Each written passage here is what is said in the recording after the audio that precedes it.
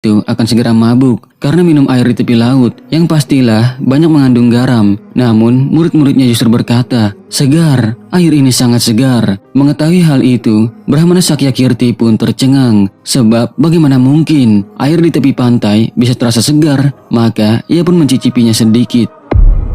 Dan ternyata memang benar, air itu sangat segar rasanya. Brahmana itu semakin heran, bagaimana bisa lelaki berjubah putih itu menciptakan lubang air memancar dan mampu menghisap kitab-kitab yang telah tenggelam ke dasar laut. Pastilah orang berjubah putih itu bukan orang sembarangan.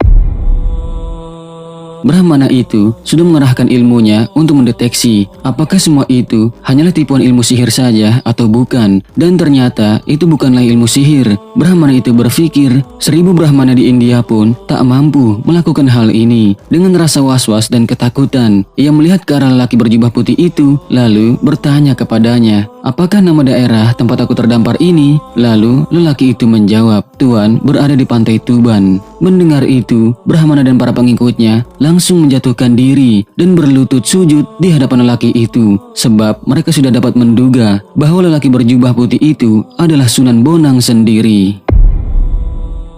Dan ternyata memang benar sahabat beriman bahwa lelaki misterius berjubah putih itu adalah Sunan Bonang. Saat itu Sunan Bonang berkata, "Bangunlah, untuk apa engkau berlutut kepadaku? Bukankah sudah kau ketahui dari kitab-kitab yang telah engkau pelajari bahwa sangat dilarang bersujud kepada sesama makhluk? Sujud hanya pantas dipersembahkan kepada Allah yang Maha Agung."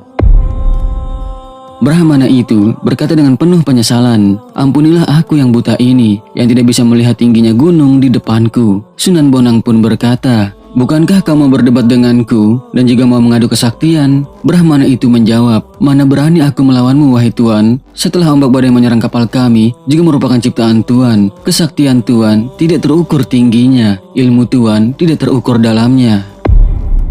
Dengan tawaduknya, Sunan Bonang berkata, "Kau salah, aku tak mampu menciptakan ombak dan badai. Hanya Allah yang mampu menciptakan dan menggerakkan seluruh makhluknya. Allah melindungi orang yang percaya dan yang mendekat kepadanya dari segala mara bahaya dan dari niat jahat seseorang."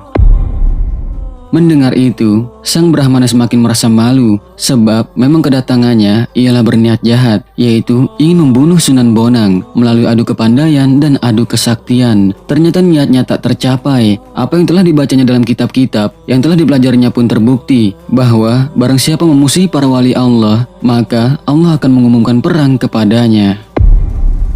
Setelah itu, Brahmana tersebut berkata, "Wahai Sunan, sudihkah engkau menerimaku sebagai muridmu?" Namun Sunan Bonang berkata, "Jangan tergesa-gesa, kau harus mempelajari dan mengenal Islam lebih banyak lagi. Sebab apa yang kau pelajari hanya sebagian-sebagian saja. Jika engkau sudah memahami Islam secara benar, maka engkau boleh pilih tetap memeluk agama lama atau memilih Islam sebagai agama terakhirmu. Bawalah semua kitab-kitabmu dan mari kita bahas isinya bersama-sama."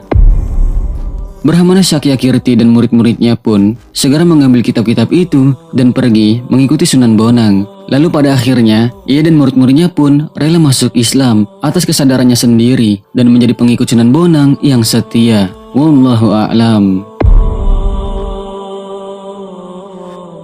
Sahabat beriman, begitulah kasih sayang Allah kepada hambanya yang soleh. Allah memberikan penjagaan dan kemenangan kepada Sunan Bonang, sebab Sunan Bonang merupakan salah satu hambanya yang soleh dan yang mencintai dan dicintai oleh Allah Subhanahu wa Ta'ala. Dan terlepas dari benar atau tidaknya kisah ini, tentunya cukup dijadikan pengetahuan dan diambil hikmahnya saja. Sebab kisah-kisah seperti ini termasuk kisah-kisah yang baik yang dapat menambah keimanan dan kecintaan kita kepada para kekasih Allah. Yang mana dikatakan, jika kita mencintai orang soleh, mendengar kisah para aulia Allah, dan bahkan menyebut-nyebut nama orang soleh, maka insya Allah kita akan mendapat rahmat dari Allah Subhanahu wa Ta'ala. Semoga Allah memberikan hidayah dan taufiknya kepada kita semua untuk tetap berada di jalan yang diridhoinya. Amin ya Allah ya Rabbal Alamin. Wallahu a'lamu bissawab. Wassalamualaikum warahmatullahi wabarakatuh.